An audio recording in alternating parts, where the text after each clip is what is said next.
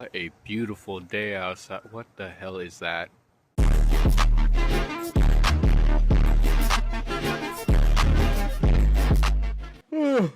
Alright, what's up, clowns? Today we're taking a look at Piccolo Daima. I feel like it should be Daima Piccolo. That's weird.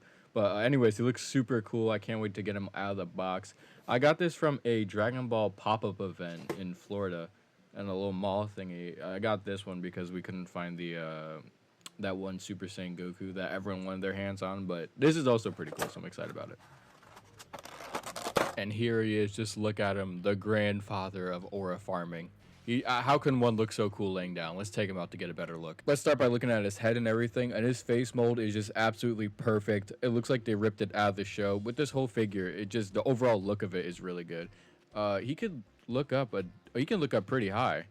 He has a pretty good range looking up. Let's see how he does looking down. Oh yeah, that's also pretty good looking down.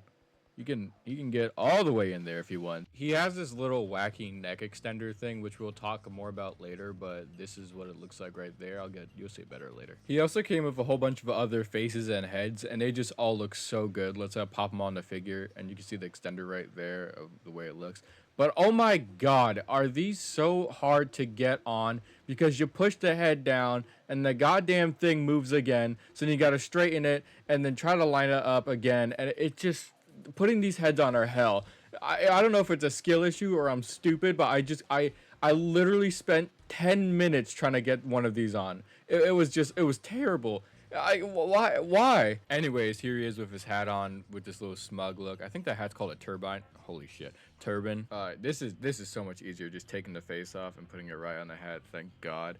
Here's his shocked, surprised expression face, and I think this one's my favorite. We have like a yelling Gohan type one. I don't know. He also has one without his hat on, and he has a gritting teeth one, which also looks really good. I mean, they all look good. Let's move on to this guy's arms and see the articulation. He can go across and touch his hands, which I think these are called butterfly joints. I don't know. He can spread his arms out of the way for a big old bear hug. This seems like the limit of how far it can go back, but if you remove that plastic piece, it maybe go back further. He can bend his arm, move his wrist. He has a little swivel on his bicep and shoulder. And he comes with these cross arms, which I don't really like switching them. But with Piccolo, he just looks so cool. Just too much aura. He also comes with a decent amount of hands to choose from. We got like the open palm key blast or like maybe a grabbing one. No, I feel like these are more of a grabbing one or fighting pose hands. These look pretty cool. These ones I like a lot. It's maybe another key blast or like a chopping type thing. Then we have the two pointing fingers for the special beam cannon, one of the greatest moves in Dragon Ball. If we look at his gi, it's made out of a softer rubbery type plastic that helps it flex more when posing the characters, which is really cool. It's mostly his chest piece, his belt, his crotch kind of area. Let's see, is his butt also made out of that? Spread that open. I beg your pardon? Also, his hat is, forgot to mention that earlier. His waist twist, I guess, is kind of awkward to look at, but if you know how to pose, I think you could do wonders with this, because like I said, the rubber really makes it easier to move the character around. Wait, how far can he bend forwards? And back. Nothing too crazy, nothing to write home about, but oh.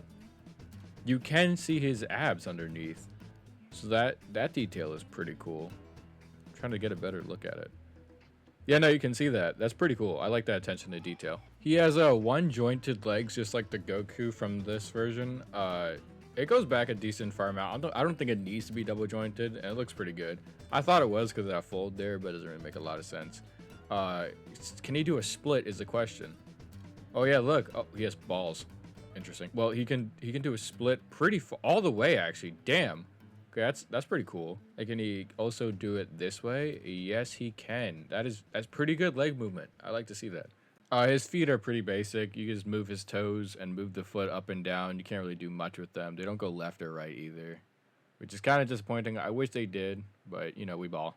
And that was pretty much the entire figure. I forgot to mention, he feels like really good, by the way. Like, he feels super solid.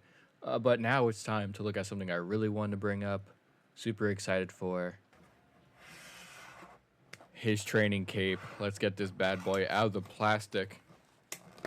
So the top part right here is also made of that rubbery material, and the rest of it is cloth, with these like little pipe cleaner type metal things in it where you can use to hold the fabric in place of like the position you want it to bend in, which I think is just like so cool to really like get his cape posed in the wind and everything as not just like a fabric tissue. So, oh, his head came off really easy. So we just put the cape over his head just like that. Let's put the head on. This is good. This is gonna piss me off.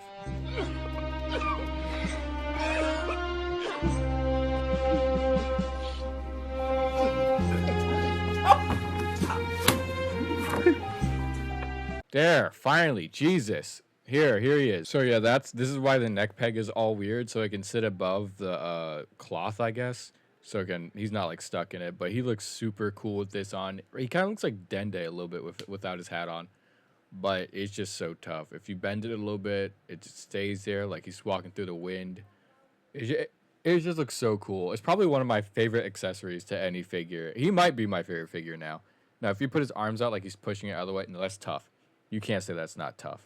Let's also grab these other Daima figures, the Goku and Vegeta. I'll make a video about those too if you want.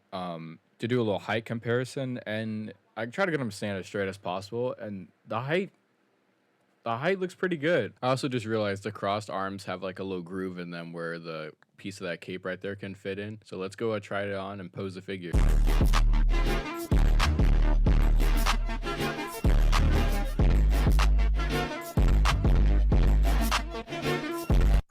I'm not the best at posing figures. I try my best to do my thing. But yeah, let's give this figure a rating. Starting with its looks, I'm gonna give it a 10 because this figure just, it looks perfect. I don't have a single issue with anything on it visually. I'm also gonna give the accessories a 10 because they all work really good and they're super cool. Articulation, I'm gonna give a 7 because there's nothing really crazy about it except the legs. But one of the biggest issues I have with this character is that it costs $75 in this economy. So god damn, he's a hefty chunk of change. The Goku and Vegeta were like 30, so he's a pretty big jump. So I'll say like the overall score for the figure is like somewhere between an 8 and 7, mostly because of the price. If not, it would be higher. But anyways, that's all I got for this video. Like and subscribe if you enjoyed.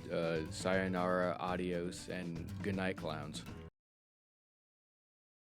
Talk over!